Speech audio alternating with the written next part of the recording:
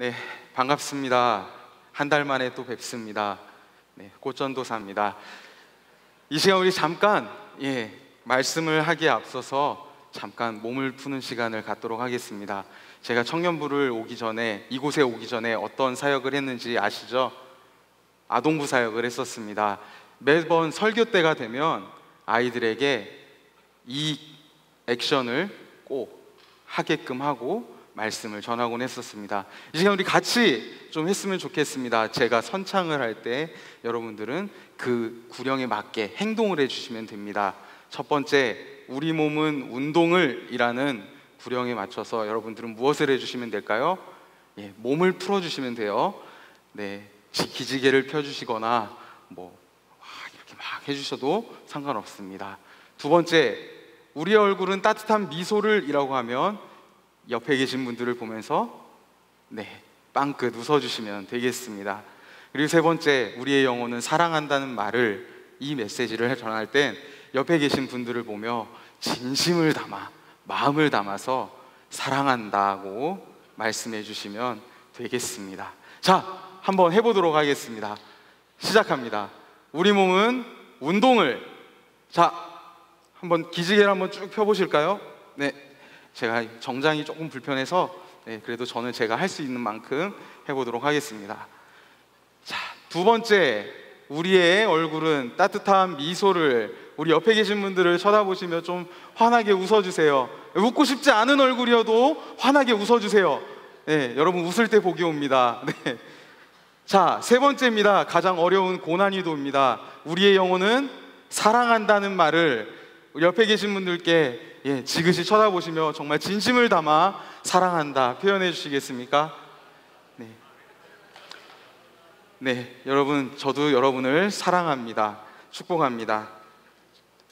오늘은 꽃 이야기 말고 다른 이야기로 시작을 해보려고 합니다. 여러분 혹시 음악 좋아하십니까? 음악 싫어하시는 분? 나는 태어날 때부터 음악이 너무 싫어요. 아무도 없으시죠? 네, 저도 음악을 좋아합니다. 음악의 어떤 분야를 좋아하느냐 누군가가 물어보신다면 저는 잡식성이라 다 좋아해요 라고 대답을 합니다. 어렸을 때부터 뭔가 음악을 듣는 것도 좋아했고요, 실력은 없지만 부르는 것도 좋아했습니다. 그래서 교회 학교 때, 초등학교 때부터 고등학교 때까지 계속 성가대 활동도 했었습니다. 거기에다가 고등학교 때는 저희 고등학교 안에, 저는 원종고를 나왔는데요, 저희 학교 안에 한솔이라는 중창단이 있었습니다. 그래서 그 중창단에서 베이스를 하면서 열심히 노래를 했었던 기억이 납니다.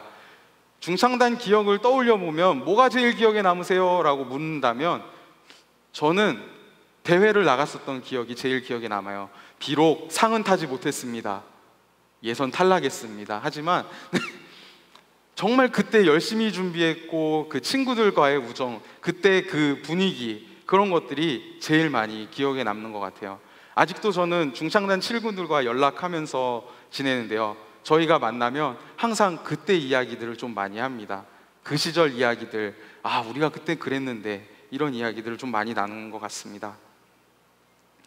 중창을 하건 성가대를 하건 합창이라는 어쨌든 노래를 함에 있어서 우리는 아마추어이기 때문에, 물론 프로이신 분들도 계시지만 저 같은 경우는 아마추어이기 때문에 가장 많이 두려워하는 부분은 어떤 부분이 있을까요?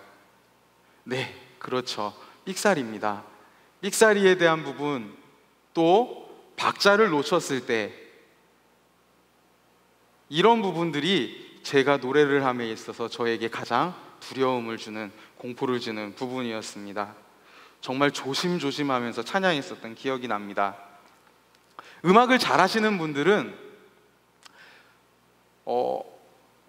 피아노에서 어떠한 화음을 눌렀을 때 절대음감이라고 표현을 하죠. 그런 분들은 누른 음이 어떤 음이다 라고 바로 캐치를 해요. 하지만 아마추어인 저희들에게는 그 음이 눌렸을 때 바로 캐치할 수 있는 능력이 없습니다. 저희 같은 사람들에게는 굉장히 어려운 시험과 같은 겁니다. 제가 왜 이 말씀을 드렸냐면요, 오늘 우리가 살펴본 본문은 예수님이 제자들에게 또는 사람들에게 말씀해 주셨던 비유가 있는 본문입니다. 비유라는 것은 듣는 사람이 알기 쉽게 어떤 사물에 빗대어서 표현해서 하는 말을 비유라고 합니다. 예수님이 사람들에게 비유를 말씀하셨을 때는 사람들이 잘 이해할 수 있는, 사람들이 잘 판단할 수 있는, 잘 생각할 수 있는 단어들로 표현하시기 위해서 비유를 사용하신 겁니다. 오늘의 비유는 두 가지의 비유가 담겨져 있습니다. 첫 번째 26절에서 29절까지는 스스로 자라는 씨의 비유라는 비유가 있고요. 두 번째 30절부터 32절까지는 겨자씨 비유가 있습니다. 오늘 아까 기도하시던 우리 김슬기 자매가 기도 중에 겨자씨라는 부분이 계속 나와서 저는 막 약간 기도하면서 기도에도 집중하였지만 약간 깜짝깜짝 놀래기도 했었어요. 저희가 보게 될 비유는 이 두 가지의 비유입니다. 예수님은 이 두 가지의 비유를 통해서 어떤 말씀을 우리에게 하고 싶으셨을까? 가장 결론을 얘기하자면 예수님이 이 두 가지의 비유를 통해 우리에게 말씀해 주시고자 했던 것은 5글자로 정리할 수 있습니다. 하나님 나라. 예수님은 이 씨에 대한 비유를 통해서 우리에게 하나님 나라에 대해서 말씀해 주시고 싶었어요. 오늘 아침에 담임 목사님께서 하나님 나라가 무엇일까요? 라는 질문들을 성도님들에게 전하셨습니다. 우리가 생각하는 하나님의 나라라고 하면 우리는 일반적으로 어떻게 생각하나요? 그냥 나라죠, 그 자체. 뭔가 한 영역, 그죠?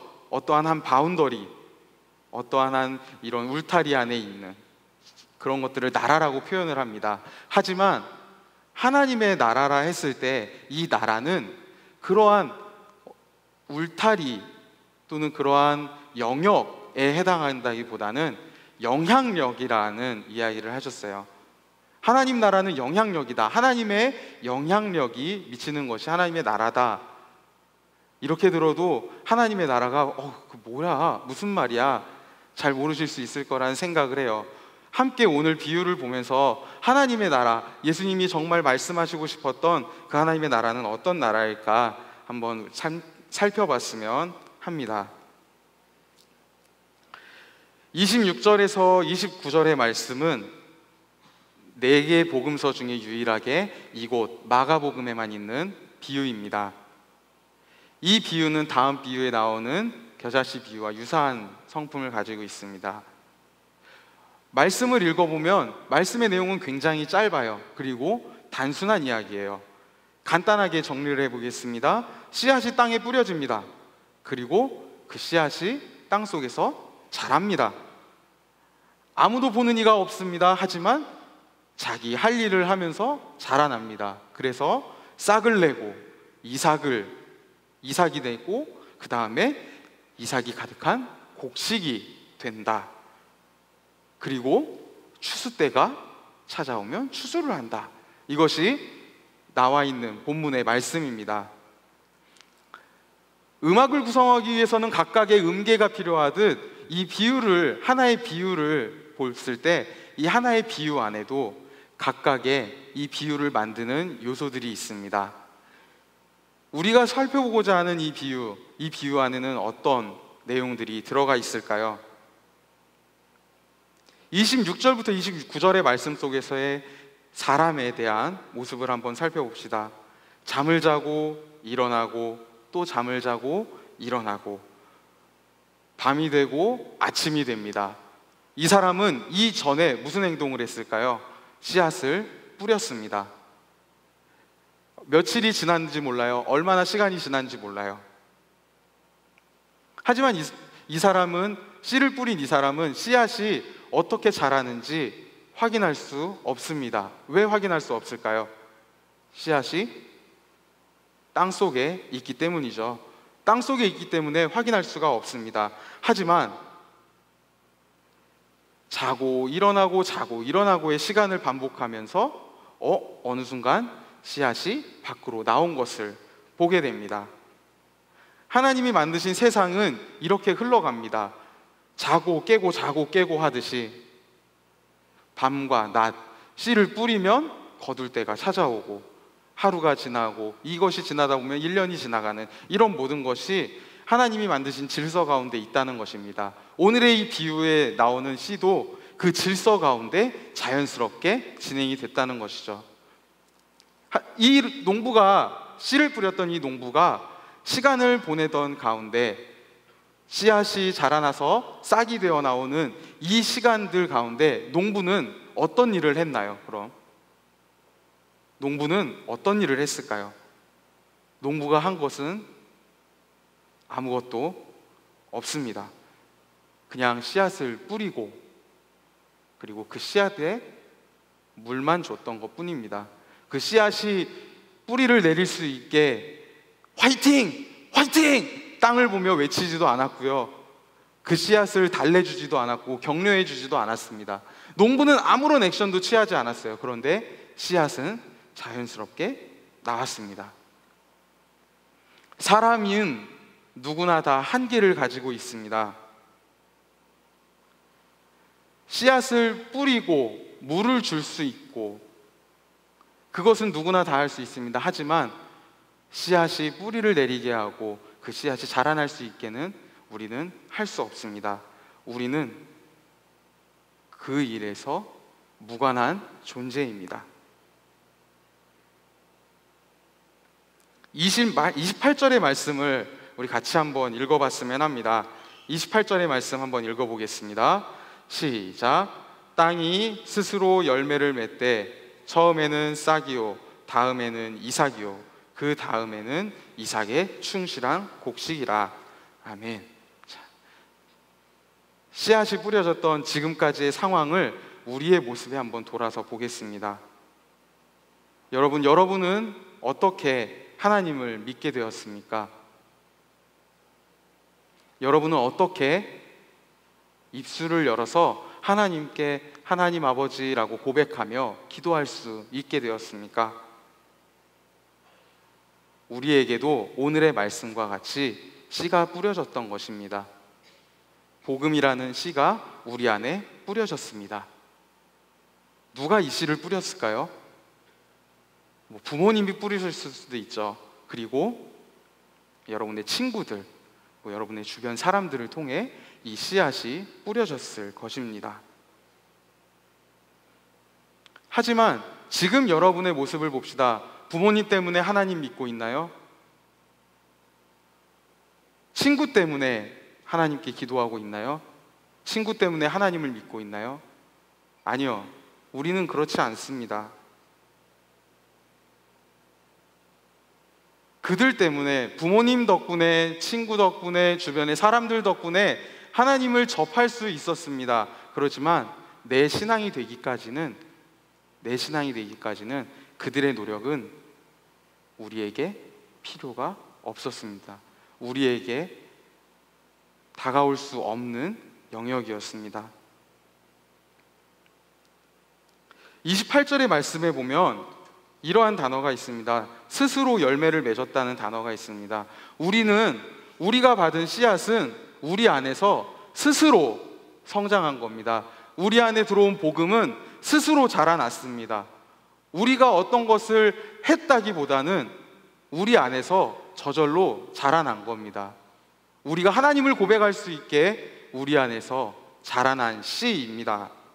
물론 이렇게 자라날 수 있게 우리의 마음 가운데, 우리의 생각 가운데 움직이셨던 분은 정해져 있습니다. 따로 있습니다. 그분은 성령님이시죠. 하나님이십니다. 그분으로 인해서 우리는 지금 이러한 신앙의 모습을 가지고 살아갈 수 있는 것입니다. 씨앗이 뿌려졌습니다. 씨앗이 자라났습니다. 싹이 나고 이삭이 되었다가 곡식이 열렸습니다. 모든 식물은 이러한 순서대로 열리게 됩니다. 이러한 단계로 성장합니다. 싹이 났다가 바로 열매를 맺는 식물 보신 적 있습니까? 없습니다. 그죠? 이삭의 단계를 맺기도 전에 그냥 씨앗의 단계에서 바로 쫙 하고 열매로 나오는 경우도 없습니다. 모든 일에는 순서가 있습니다. 우리의 신앙 역시 마찬가지입니다. 우리의 신앙도 성숙해지는 단계가 있습니다. 교회에 한번 나왔다고 해서, 교회에 출석했다고 해서 무조건 하나님 와 이러면서 막 기도할 수 있지 않습니다. 하나님을 전심으로 믿는다 고백할 수 있지도 않습니다. 그렇게 되기 위해서 우리에게 필요한 건 무엇일까요? 하나님을 알아가는 시간, 하나님을 알아가는 과정이 필요한 것입니다. 이러한 과정 없이는 우리 또한 하나님을 알아갈 수 없습니다. 속도는 다를지 몰라도 이러한 과정은 우리가 모두가 거쳐간다는 것입니다. 제가 이 이야기를 왜 했을까요? 우리 안에도, 우리 공동체 안에도 이러한 과정이 필요한데 우리 승리 공동체 안에도 이러한 과정이 있다라는 것이죠. 하지만 많은 분들이 눈을 감으시고 귀를 닫고 계시는 모습들을 많이 봤습니다. 여러분, 우리의 신앙이 성숙하려면 우리의 힘만으로 되는 것 절대 아닙니다. 알아야지 성장할 수 있습니다. 알아야지 발견할 수 있는 겁니다. 그러한 과정들이 우리 안에는 모두의 양육이라는 과정으로 나와 있는 것이죠. 옆에 계신 분들 한번 보시면서 이렇게 한번 이야기해 볼까요? 꼭 양육 받으세요. 안 받으신 분들 계신다면 언제든 환영합니다. 꼭 양육 받으시기 바랍니다. 모든 일에는요, 시작하는 단계가 있으면 쭉쭉쭉쭉 지나오는 성숙되어지는 단계도 있고요, 결과적으로 끝이 나는 단계도 있습니다.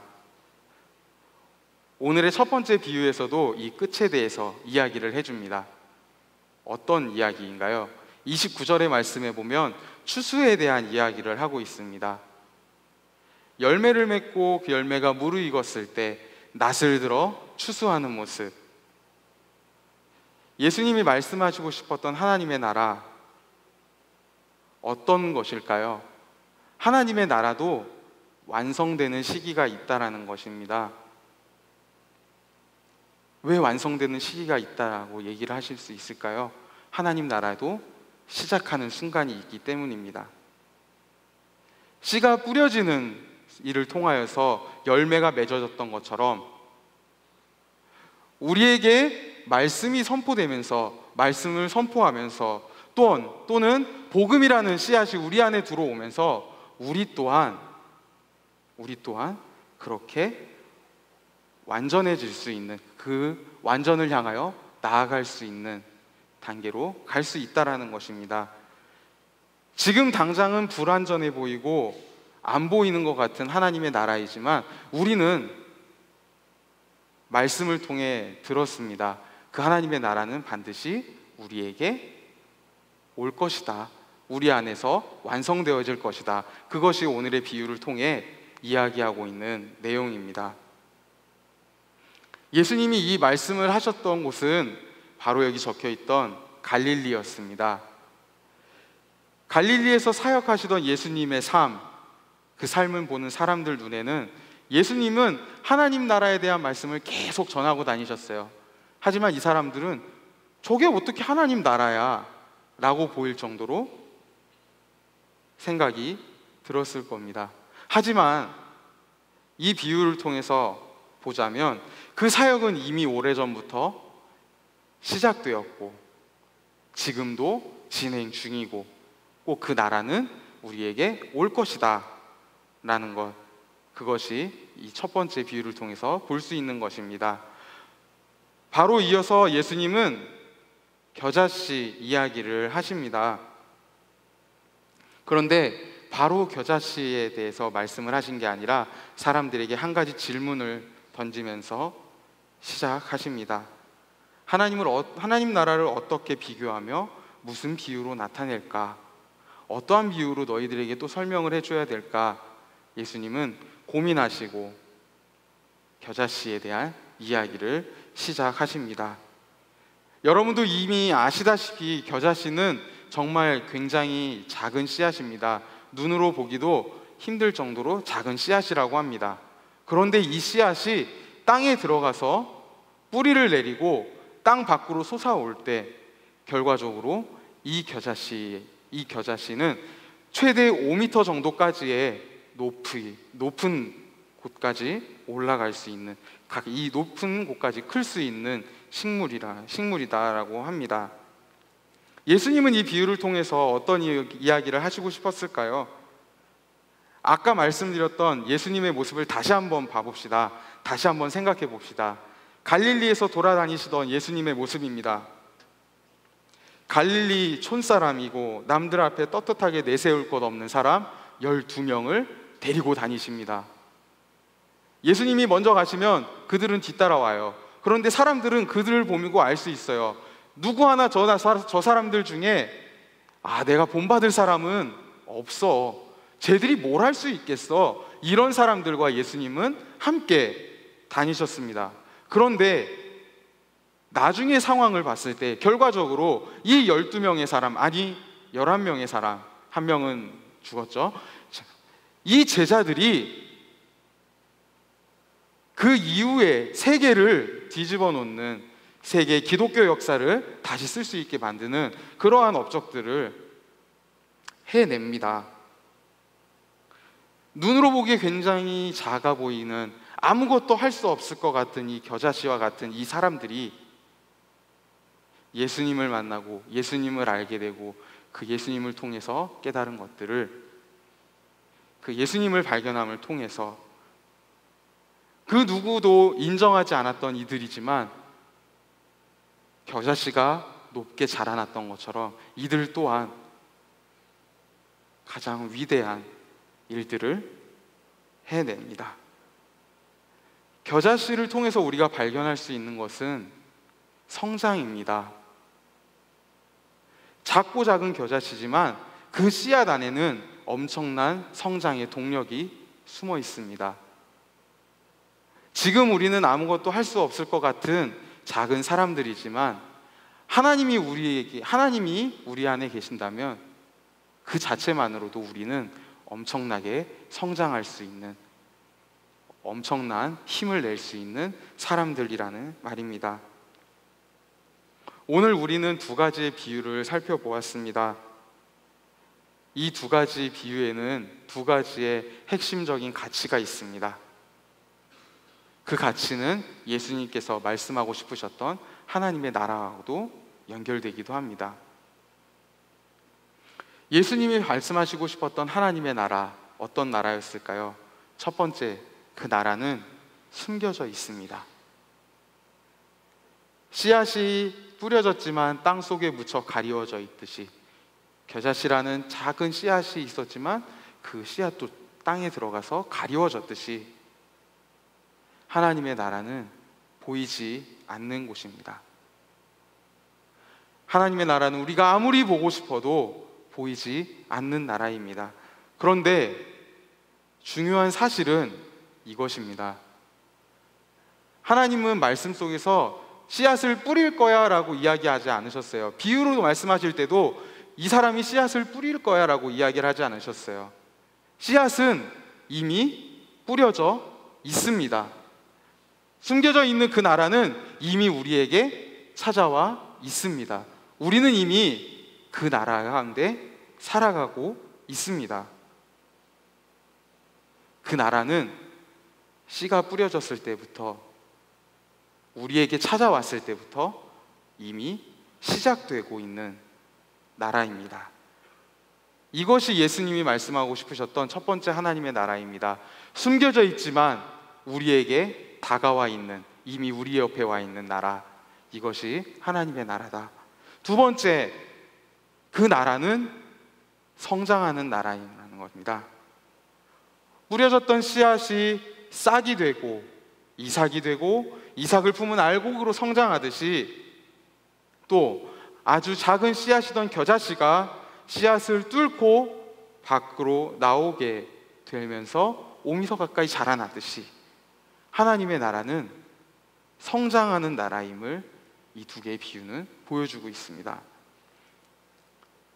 우리에게 찾아와서 시작된 하나님의 나라, 이 나라는 시작한 것 그대로 멈추지 않았습니다. 이 나라는 계속 우리 안에서, 우리 주변에서 성장하고 있습니다.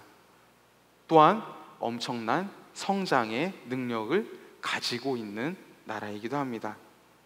이곳이 바로 예수님이 말씀하고 싶으셨던 하나님 나라의 두 번째 모습입니다. 그리고 그 하나님의 나라는 마지막으로 완성되어질 나라입니다.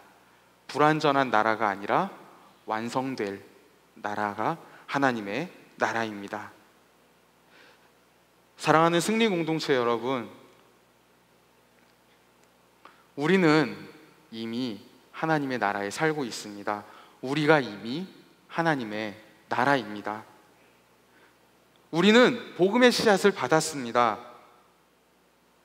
그 씨앗을 받은 우리 안에 이미 하나님의 나라는 숨겨져 있습니다. 하지만 그 하나님의 나라는 우리 안에서 이미 시작되고 있습니다. 그래서 우리는 하나님의 나라입니다. 씨앗이 만약에 그대로 있는다면 죽을 수밖에 없습니다. 씨앗이 살기 위해서는 어떻게 해야 될까요? 있는 힘을 다해서 흙을 뚫어야 됩니다.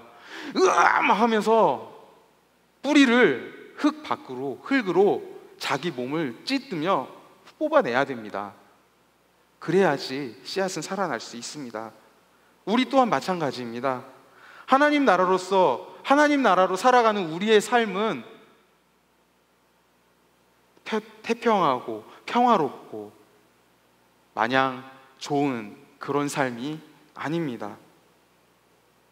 우리 또한 멈춰 있다면, 그 씨앗을 받은 그 상태로 멈춰져 있다면 우리는 그냥 이 세상 속에서 지워지고 묻히고 찾을 수 없고 결국은 사라질 수밖에 없는 그러한 것이 우리의 존재인 것입니다.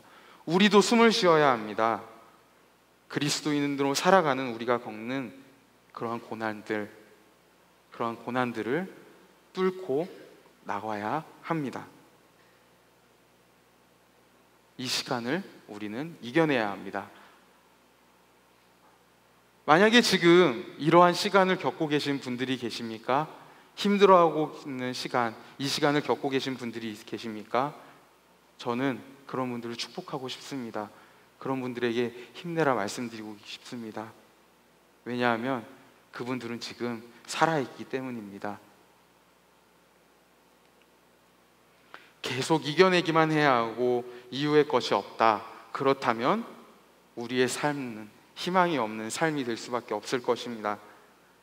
하지만 오늘 말씀 속에서 마지막으로 우리에게 말씀하십니다.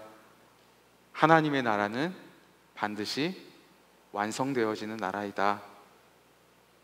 우리의 삶 역시 완성되어질 것입니다. 너무나도 불완전하고 어떻게 살아가야 할지 모르는, 한 치 앞도 모르는 우리의 삶 역시 하나님이 함께 하신다면, 그분의 인도 아래 있으면 완전을 향해 하나님의 나라를, 완전한 하나님의 나라를 이루는 그 경지까지도 우리도 나아갈 수 있을 것입니다. 하나님의 나라로 살아가기 시작하신 여러분, 우리는 성장할 수 있습니다. 하나님의 나라로서 우리의 모습은 완성되어질 것입니다. 완성되어지기 위해서 우리는 어떻게 해야 할까요? 오늘 말씀의 제목을 여기서 좀 찾아봤어요. 완성되기 위해서 우리는 쑥쑥 자라야 합니다. 오늘 말씀의 제목은 쑥쑥 자라요입니다. 우리는 자라날 것입니다. 정말 쑥쑥 자라날 것입니다. 그래서 결국 하나님이 원하시는 정말 귀한 하나님의 나라가 될 것입니다.